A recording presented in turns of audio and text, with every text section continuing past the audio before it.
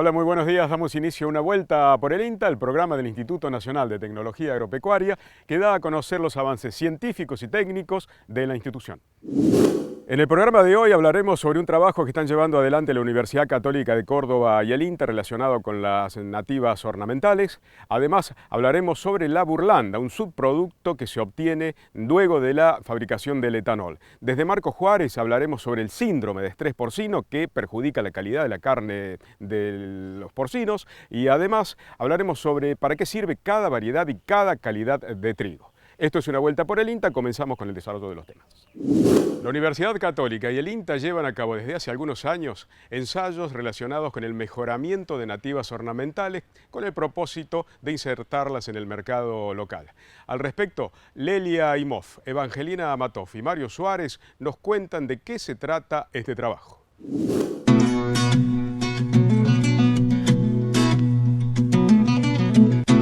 En el 2006 comenzamos un proyecto de mejoramiento genético a partir de plantas nativas con el Instituto de Floricultura de INTA, en Castelar. La Agencia Regional Córdoba también está dentro del proyecto, colaborando en la investigación y transferencia de tecnología. Tanto INTA como la universidad ya tienen variedades inscritas en el INASE, en el Registro Nacional de Cultivares, y están disponibles para el productor desde hace ya más de 2-3 años. Eso es importante porque se puede llegar al sector productivo con materiales ornamentales que son nuestros, en este caso de la provincia de Córdoba, y sirven para trabajar en jardines o en espacios urbanos de bajo mantenimiento. El proceso de mejoramiento genético para obtener las variedades se realiza con hibridaciones, que es cruzar o colocar el polen de la planta masculina hacia el ovario de la planta femenina, habiendo previamente estudiado el sistema reproductivo. Después de eso se espera que dé la semilla y bueno, ya se tiene el híbrido. Al híbrido se le hacen las pruebas ornamentales para ver respecto de los padres si hubo un mejoramiento. Las pruebas son largas, las hace el mejorador por una parte y lógicamente después le pedimos al público en las jornadas demostrativas que hacemos una vez al año que evalúe esos híbridos que anualmente se van realizando para bueno, ir cruzando los datos y ver entre los dos, tanto para el mejorador como para el público, cuáles son los más lindos y bueno, son luego los que se inscriben en el Registro Nacional de Cultivares.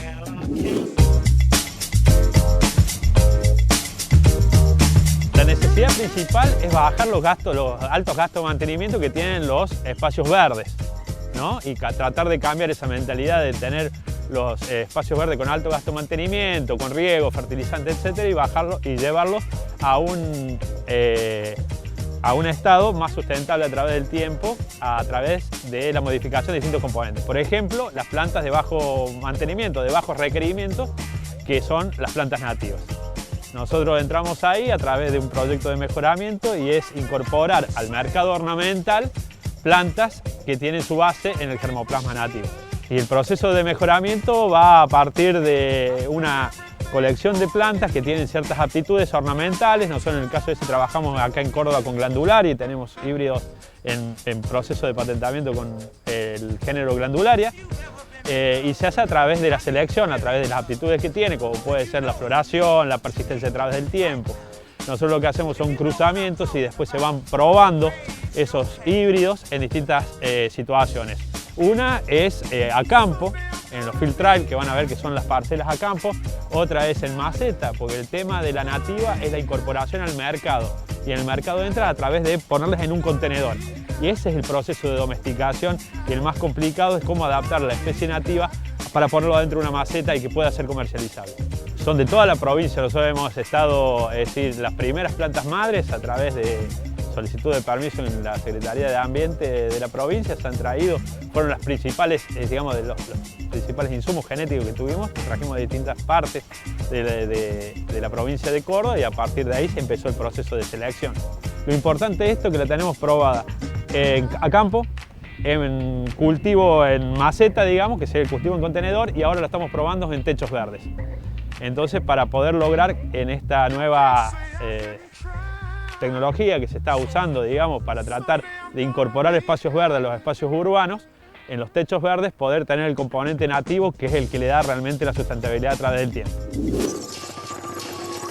Bueno, desde la agencia y a través del proyecto PROFAN de plantas ornamentales, de productores de plantas ornamentales de Córdoba, empieza a surgir una necesidad que es de vincular productores de plantas nativas, arbustivas, arbóreas, también hay de enredaderas y herbáceas, con la demanda, porque empieza a surgir esta necesidad de usar plantas nativas, empiezan a surgir productores aislados, pero hay como alguna deficiencia en que cuando se buscaban esas plantas, los paisajistas, los biólicos frente al público, supiesen a dónde estaban los productores, ya sé que son productores nuevos, son chiquitos y no estaban siempre bien posicionados. Entonces el año pasado se hizo un relevamiento, todo Córdoba y alrededores, detectando qué productores había, y bueno, de este registro hemos encontrado más de 25 establecimientos,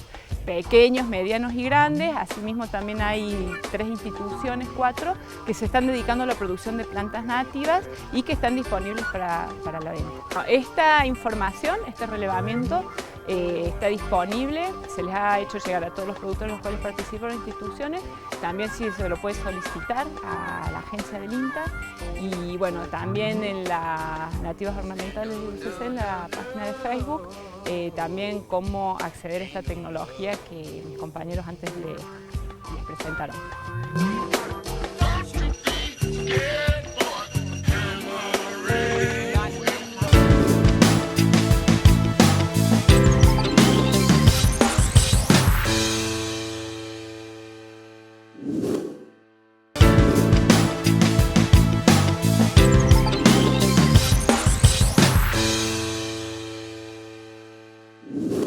Bien, en este bloque hablaremos sobre la burlanda de maíz. ¿Qué es lo que es la burlanda? Es un subproducto que se obtiene luego de destilar maíz para la obtención del etanol. En primer lugar, Marcelo de León, del INTA Manfredi, nos cuenta acerca de los trabajos que se realizan para el guardado de la burlanda húmeda, uno de los mayores problemas en la actualidad. Vemos el informe. La burlanda es el subproducto de la destilación de grano de maíz que genera la posibilidad de ser utilizada básicamente para la alimentación animal. Se ha empezado a producir una gran cantidad de burlanda en Argentina, sobre todo en la zona central del país, que sale en una versión húmeda, si bien también hay una versión seca, pero la gran disponibilidad es húmeda, para su uso directo en la alimentación de bovinos y básicamente en los engordes a corral y en los sistemas de producción de leche. La gran disponibilidad que se produce, sobre todo en esta época del año, en el invierno, a partir de la alta producción de las plantas destiladoras de maíz para producción de etanol, se calcula en este momento que hay alrededor de 4.500 toneladas por día como producción, genera la necesidad de encontrar mecanismos para su conservación y utilización posterior para la alimentación de los bovinos. Ese es el desafío y lo que se está buscando, y concretamente en el INTA estamos comenzando a trabajar, es a buscar las formas de conservación, ya que el flujo de abastecimiento no es igual al flujo de consumo, o para aprovechar las épocas de alta producción o para aprovechar las épocas de precios más accesibles. Entonces, las principales alternativas que se presentan para la conservación de burlanda están relacionadas a una mezcla con algún componente que le dé estructura, que es lo que falta a esta composición de la burlanda, y poder ser ya sea embolsada o generar silos puentes y así entrar en un proceso de conservación. El objetivo es eliminar el oxígeno, que no quede presencia de oxígeno en el material, de manera que no haya descomposición. Por lo tanto, estamos buscando una conservación desde el punto de vista físico y desde el punto de vista químico para que el alimento sea conservado en buena calidad. Y por último, puede haber un efecto beneficioso de esta asociación de burlanda más fibra desde el punto de vista de un mejoramiento de la calidad de la fibra. Por lo tanto, se lograría un alimento combinado de fibra y la burlanda para su alimentación directamente a los animales. Las fuentes de fibra que estamos por utilizar son henos, sobre todo de baja calidad, y silaje como los principales componentes que aportarían la fibra.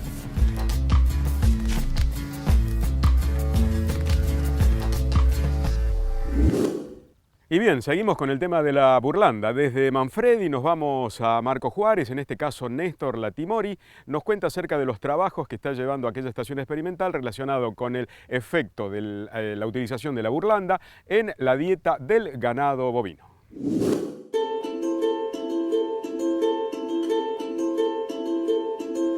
La disponibilidad de este coproducto, que es el grano de destilería en el ámbito nacional, representa una oportunidad interesante para mejorar el resultado económico de los emprendimientos ganaderos de la región. Nos referimos de alguna forma al subproducto que se genera en la industria del etanol a partir principalmente del grano de maíz, lo cual representa un alimento con interesantes contenidos de proteínas y nutrientes que, según los antecedentes internacionales, son muy bien aprovechados por los bovinos.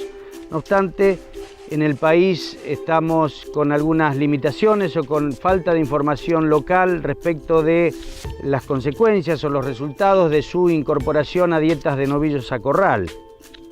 En este contexto, el INTA está trabajando en la valoración tanto del desempeño productivo de animales que consumen burlanda como en los resultados respecto de la calidad del producto que se obtiene.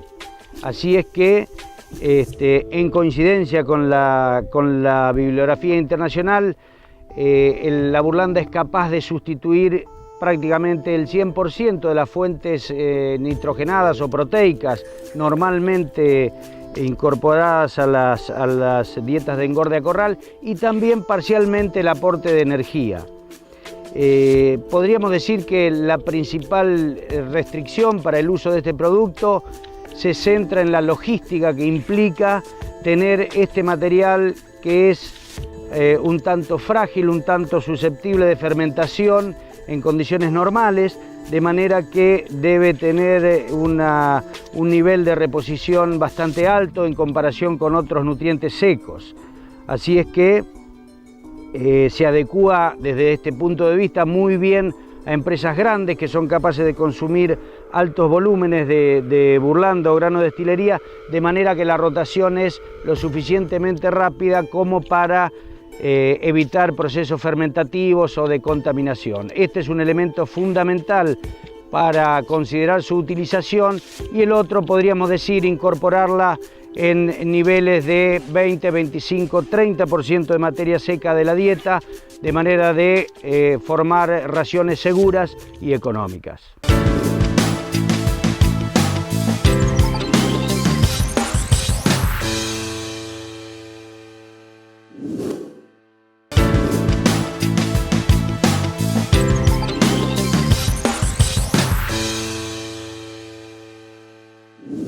El gen de alotano, más conocido como síndrome de estrés porcino, es uno de los causantes de la pérdida en la calidad de la carne porcina. Sebastián Marini, del INTA Marco Juárez, nos cuenta de qué se trata esta enfermedad.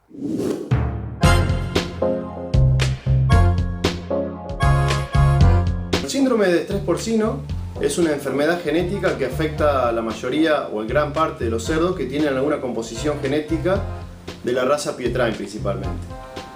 Esta enfermedad está causada por una mutación puntual en la cadena de ADN, por eso se dice que es una enfermedad genética. Al ser una enfermedad genética, no existe una vacuna en la cual uno le pueda aplicar para eliminar esa enfermedad. Por lo tanto, hay que hacer, la única manera de controlar esa enfermedad es a través de un control de los reproductores que uno tiene en la granja.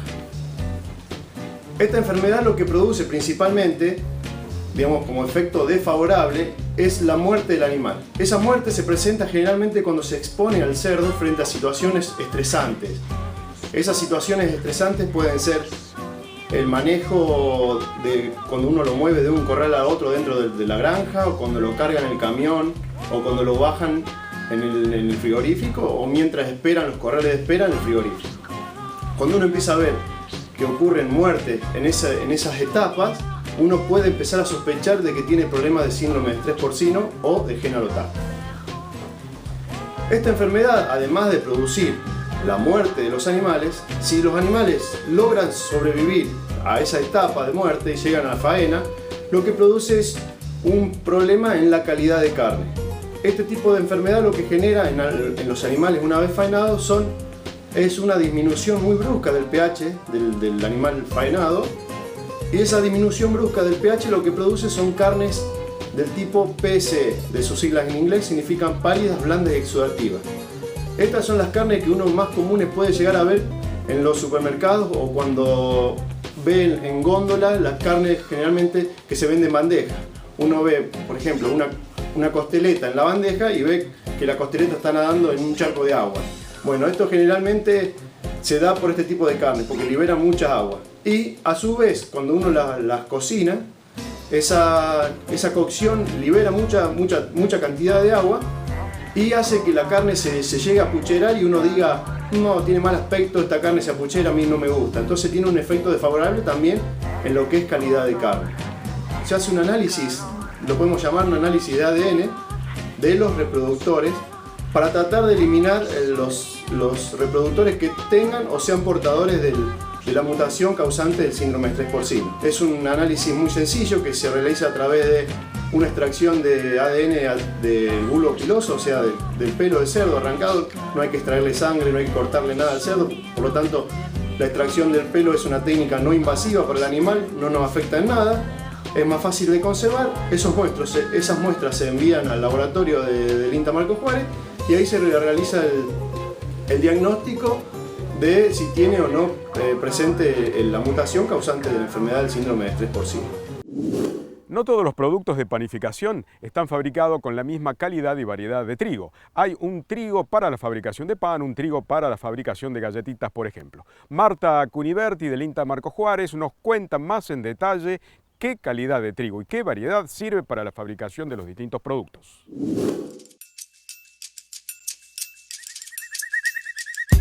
Este laboratorio, el laboratorio más importante en su tipo a nivel nacional, referente para calidad de trigo, calidad de soja y valor agregado, es un laboratorio que cubre distintos aspectos que hacen a la calidad y asesoramiento a la pequeña y mediana industria en todo lo que hace a valor agregado en origen, haciendo análisis directo de productos y subproductos, materia prima, como en el caso de la soja.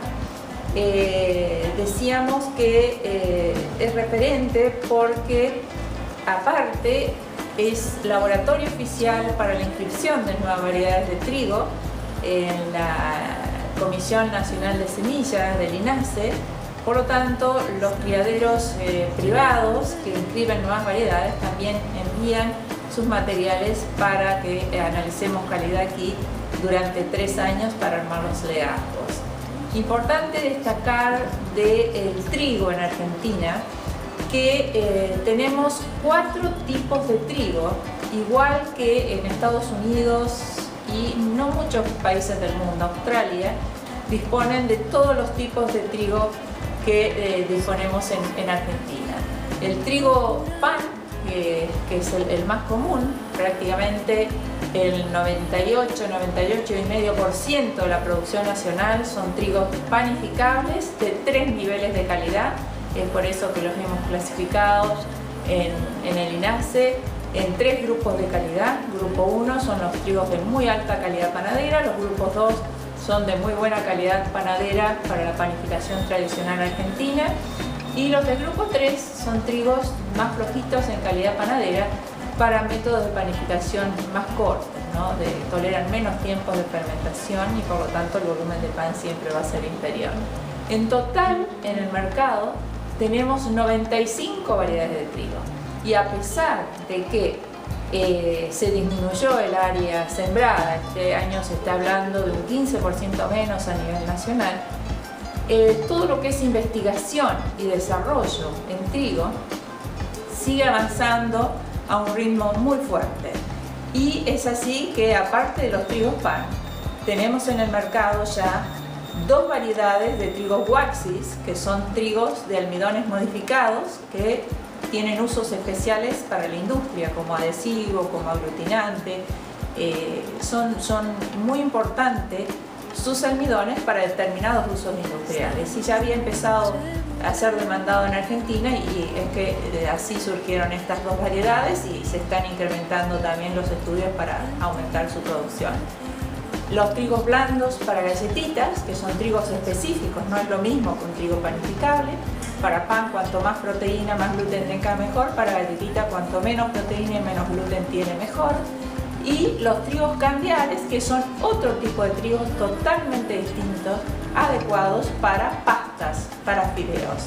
Respecto a los trigos blandos, tenemos ya 4 variedades para galletitas y para bizcochuelos en el mercado. Y la diferencia con otros países productores es que en Argentina se pueden producir en todo el área triguera argentina, y dificulta un poco la comercialización el hecho que no estemos clasificando nuestra producción.